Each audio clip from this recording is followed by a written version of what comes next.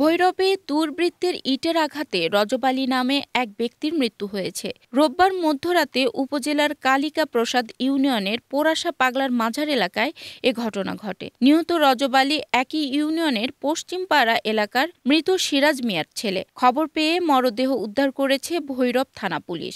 স্থানীয়রা জানায়, নিহত রজব আলী একজন মাজার ভক্ত লোক ছিল। একসময় তিনি জুতার ব্যবসা করতেন। দীর্ঘ ৫ বছর যাবৎ মাজারের পাশে একটি টিন শেডের ঘরে বসবাস করছিলেন।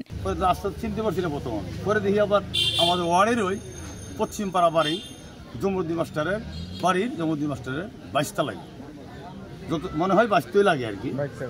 এর নাম হইল রজব আলী, আর আব্বার নাম সিরাজ মিয়া। আবার মাজার ভক্ত লোক ছিল, আমার জানা মতে মাজার ভক্ত লোক ছিল, খুব ভালো লোক ছিল সে।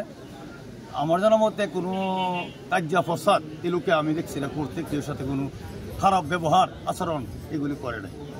আর চাষটোলা টাষটোলা এগুলি থেকে আড্ডা সেটাও মারে নাই। সবাই মাজারে সবসময় বসে রয়েছে, মাজারই থাকতো। আগে জুতার ব্যবসা করতেছিলেন। তার পরিবার এবং তার ছেলে মেয়ে, ছেলেটি আছে 4 ছেলে, তার মেয়ে নাই, আর ওয়াইফও ছেলেটি থাকে আর কি।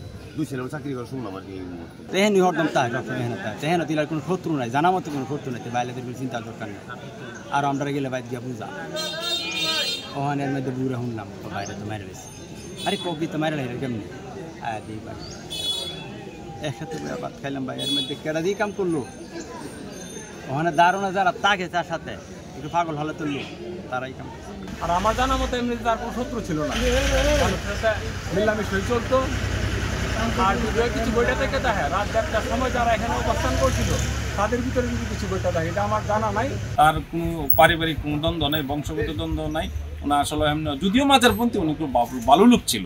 এ বিষয়ে ভৈরব থানার অফিসার ইনচার্জ মোহাম্মদ শফিকুল ইসলাম জানান, প্রাথমিক ধারণা করা হচ্ছে ইটের এলোপাথারি আঘাতে রজব আলীর মৃত্যু হয়েছে। এছাড়াও শরীরে কয়েকটি আঘাতে চিহ্ন রয়েছে।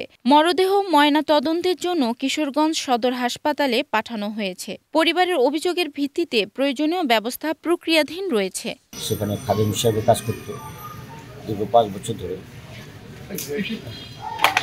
অর্ধরাত্রে 3টা থেকে ভোর 6টার সময় দ্বিতীয়বার পাহাড়াটাকে মাথার বাম পাশে ইটের আঘাত দিয়ে গুরুতর আহত করে এক পর্যায়ে সে মারা গেছে। এই বিষয়ে আইনি প্রক্রিয়াধীন। লাস্ট ময়নাতদন্তের জন্য মর্গ তদন্ত করা হইতেছে, আর আসামি গ্রেফতারের চেষ্টা অব্যাহত আছে।